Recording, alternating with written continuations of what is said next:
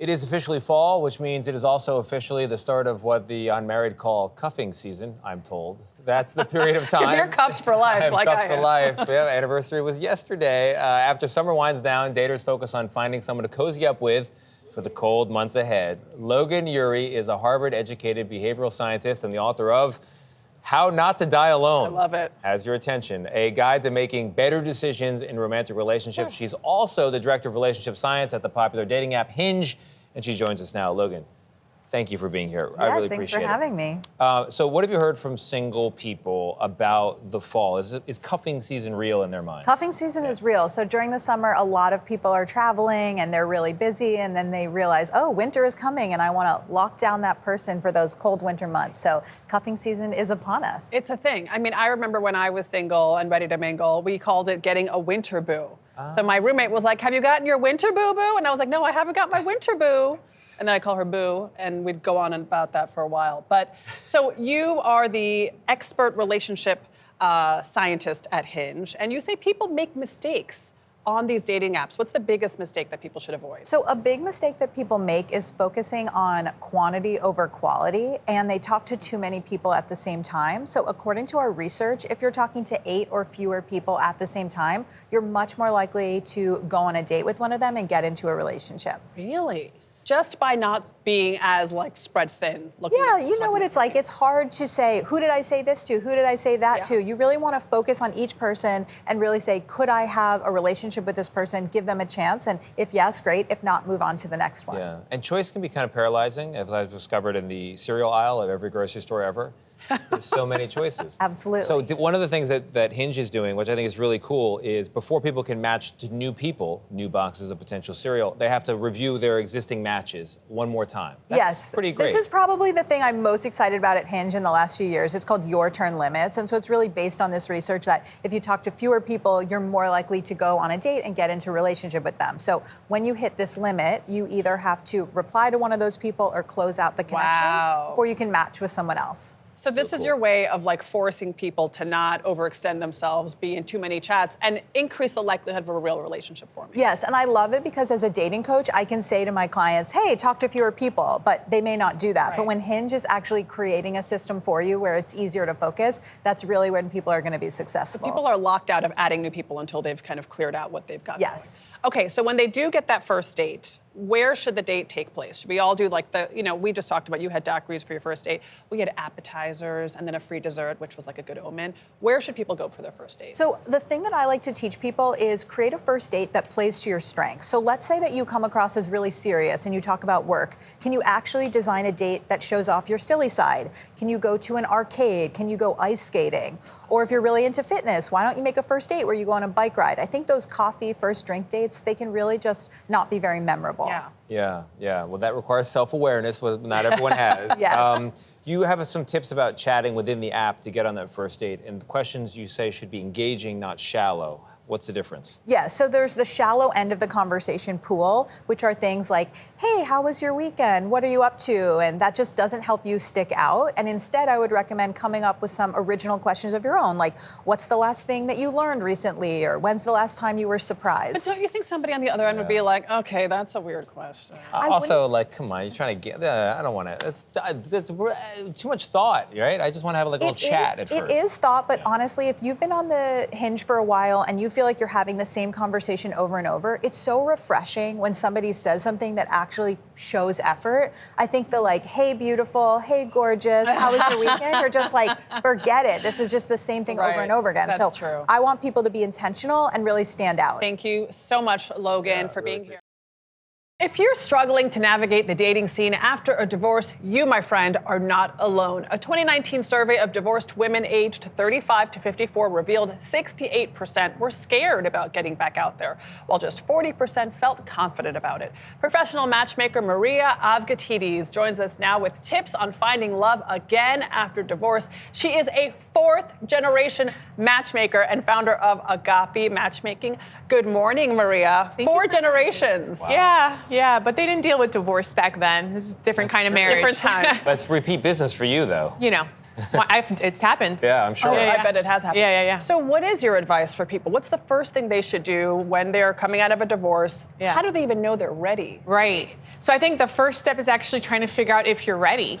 And I think it's learning who you are in the new identity. So before you may have been John's partner or Jane's partner, but now you are single person. And you might be a single parent, but nonetheless, you have a new identity. And so you have to kind of date yourself. You have to discover, like, what are my triggers? What am I liking? What am I not liking? What do I need to unlearn from my previous relationships so I don't repeat that? A little eat, pray, love, find yourself. Yeah, journey. yeah. It doesn't have to be all the way Around across the world. country, but certainly in your own community, discovering who you are. And then to the second thing is socializing. Dating. Actually, if you feel like you're ready, go meet new people. And it does not have to be for the purpose of long-term relationship, but for the purpose of getting to know what the new dating landscape looks like. Because for a lot of people that might be divorcing right now, when they met their partner, their previous partner, there might not have been online dating apps. There might not have been cell phones. Or even if they met through a dating app, the dating landscape has fundamentally shifted in the last 4 years. Yeah, there's a kind of unfrozen caveman quality to coming out and being like, what? We met in a bar. I don't know what to do now. You have this idea that you have to remind divorced people that it's okay to date. What do you mean by that? They're hesitant? They don't feel like they should? They can? I feel like, especially when you have kids, the should I and also could I. And so I always tell people, especially single moms who might have more custody or more management of children, to start making alliances. You need to start making new mom friends and saying, hey, you seem cool. I trust you. I'll hang out with your kid on Tuesdays so you can go out, and you hang out with my kid on Thursdays so I can go out. And then that can I date is more of like, now I have to date. Right? I have to go out. I have to meet new people. So I was divorced with 2 kids. Now I'm married again, 2 more kids. Season 2 of Family Life. My wife Katie believes that the retread husband is a better option actually than getting one new. What do you think of that? Oh my God, I should say no comment. but I will say that. True. Listen, I always tell women, especially who might be doing children by choice, motherhood by choice, that like if you are deciding to have children, you decide to do it on your own, suddenly you open yourself to the single dads.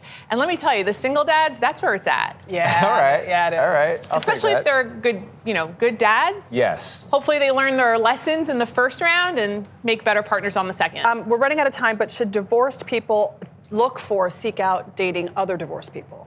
Or does it not matter? I don't think it matters, but I can understand the hesitation of, it's usually the people who have never been married who are the ones that are stigmatizing the people that are divorced. Yeah. So I think that's like a little tricky, especially if you're divorced and you never had kids. Just think of it as their starter marriage. Get rid of the stigma. I love it. You're one of my favorite guests. Matchmaker Maria, thank you very much for being Heard that, here. right? Appreciate it. It's true. All right, our next guest says there's something terribly wrong with dating culture right now, and she has some ideas to change it. Damona Hoffman has been a dating coach with 20 years of experience, who's been an advisor to Match.com and OkCupid. Her new book is called F the Fairy Tale, Rewrite the Dating Myths and Live Your Own Love Story. Okay. So Damona Hoffman joins us this morning. Good morning, so glad to see you here. I see you're following me on Instagram. Yeah. I saw that. I was like, oh, she's following me. Yeah, I do my research, girl. I see. Well, let's see how much research you did. Honestly, though, when you talk about people not being ready and being terrible at this idea of having the fairy tale and not really knowing what they want, I mean, is that kind of the basis of all of this? Because I felt like that's what I saw and heard in interviews that you've done and in this book. Yeah, well, most of the time when people come to me, they're looking for love. They're frustrated because they've been out on the dating scene and they're like, what's wrong with the dating scene today? Or what's wrong with me? Why is this not happening for me? And a lot of times it begins with the mindset. Okay. And we have to really get clear on what we want, what we're looking for. It's not always your season to find love, but if it is, you need to do it with intention and clarity. So let's correct that mindset. Is that where you're going to go? I mean, there's a list of myths that you provide, and one of them is having a mental list of the qualities you're looking for. What's wrong with that? It's not having the list that is the myth. It is what is on the list. Okay. So a lot of times people will come to me and the list, it's one of 3 things. It's either I'll know it when I see it and I'm like, well, have you seen it yet? If you haven't, then you need a little more clarity. Yeah. Or it's the same list. Yeah. People are like, okay, he needs to be 6 feet tall or taller. Nothing he wrong needs with to make that. this much money or more. Come on. But we all have these aspirations for the same thing, and it makes me ask, well, what do you actually want? And what's underneath that? Because sometimes it's societal expectations, it's our family of origin. There are so many things that tell us what we want. It's the rom-coms, it's the fairy tales, and I'm saying, F the fairy tale, get yourself what you actually need in life. And how many good people have you passed up on because you have this list that you've been holding on to? Another myth, something that we hold on to collectively as a culture, soulmate. We love talking about soulmates. Yeah, sure do. Why do you say that could actually hurt your dating life? Well, the quest for a soulmate, one ideal person out of 8 billion people on the One planet. perfect person. That seems very exhausting to me. And it's not that realistic, and it keeps you from actually being able to be in the moment with the person that you're with, because you're always questioning, well, I like them, but are they my soulmate? It's a lot of pressure. So the 4 key takeaways that you talk about in this book that you identified to have a healthy, long relationship: goals, values, communication, and trust. How did you pinpoint those quickly, if you could?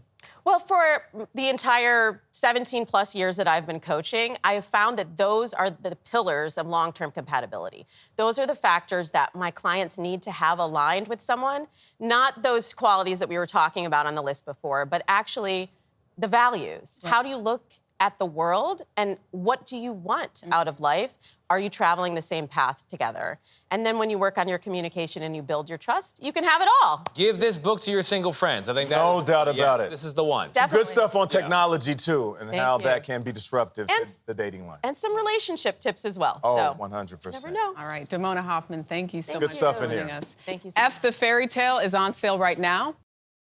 We're talking about a growing government effort to warn Americans about a potentially devastating scam that is now sweeping the nation. It preys on people who are looking for love and also looking to make a little money. It's known as a relationship investment scam. So what happens is sophisticated criminals use dating apps or social media platforms, even random wrong number text messages to lure in victims.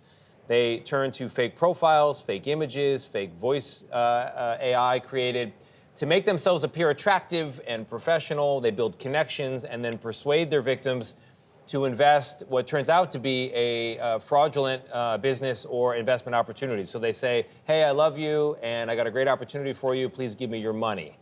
Perpetrators call this technique, here's a lovely phrase for you, pig butchering, as in fattening a pig before slaughter. By the way, 2023 alone, nearly a quarter of all Americans said they were duped by some sort of cyber scam, and that led to the loss of $159 billion, according to one estimate. In most cases, they go unreported. People are embarrassed. The Commodity Futures Trading Commission, which works to protect market users and the public from fraud, is now joining forces with a whole range of federal and state and nonprofit organizations to warn the public about these scams. And so we are joined now by Melanie DeVoe, the director of the CFTC's Office of Customer Education and Outreach. Melanie, good morning. Thank you very much for being here. Everybody Good morning. thinks, Thank you for having me. Everybody thinks it would never happen to them, but when it comes to, we usually talk about romance scams, it's like when the heart is involved, the mind isn't working. And now you have a kind of scam where the mind is working and people are saying, ooh, I'm gonna make some money here. How big of an issue is this? This is a huge issue, and I'm really thankful that you letting me warn your viewers about this today. We see all types of Americans being contacted simply through wrong numbered texts or on dating apps or social media profiles or even on networking profiles. And the scammers want to get to know them, be their best friend or their love interest. And it's a huge problem, and we think it's growing. Melanie, why does your agency say that in some cases the scammers themselves are also victims? The United Nations has reported that the criminal organizations behind these scams are using human trafficking victims to perpetrate the scams. And these victims are locked up in what they call fraud farms across the world, and they're beaten if they don't scam Americans. So it's a very sad story of victims on both sides. Wow. This is horrible. What a terrifying and horrific dimension to all of this. What are the red flags? People, again, you're gonna hear my voice and assume this could never happen to you, but I promise it could. And people who have been victimized are like, I never thought this would happen to me. At first I thought it was a scam, but there's like this slow pull-in. Melanie, what happens? Right, so, you know, you have a new best friend or a new love interest who's texting you every day, and you develop this relationship of trust, and then you realize that they're very wealthy and you want to know how. And you ask them if they can help you. And then they'll say, okay, yes, I can help you invest. And so at first you'll be very profitable, you'll get a little money back, and then they'll show you a website where you're making a ton of money, you think you're a millionaire, so you take out all your money and you give it to the scammers. So what can people do to protect themselves? How can people check to see if a person is real or that website is real? So I'd say if you have this type of online friend, you need to be very careful. Talk to someone you trust. Trust your instincts. And also go to cftc.gov/learn and protect to learn more about the scam. If you are scammed, we encourage you to report it either to the CFTC or to the FBI at ic3.gov. So people are embarrassed if this happens to them. That's why most of these things go unreported. What do you say to that person hearing us right now who is embarrassed and is not reporting it? I'd say go ahead and report it. You could be helping others avoid that same scam. And I'd also say please warn your friends and family about the scam. That if you know that this is out there, you're much less likely to succumb to it. And something that I read on your website, Melanie, is that there's a website you recommend where people can check the age of websites, so you can see if something was newly created or not, which is, I thought, really helpful. Yeah, that's cool. Also, Melanie, quickly before we lose you, what does the Commodities Future Exchange Commission have to do with dating? Why did you guys get into this? You guys normally regulate like futures markets, like the price of wheat in a year. Right, we are a financial regulator, and one of our jobs is to protect Americans from fraud. That's why we're involved. All right. It's fascinating. Cool. I love that. All right, Melanie, thank you so much. To learn more about these scams and how you can protect yourself, especially when everyone's feeling like they want a little love in their life around Valentine's Day. You have to be smart, though, folks. So head over first to cftc.gov/learn and protect.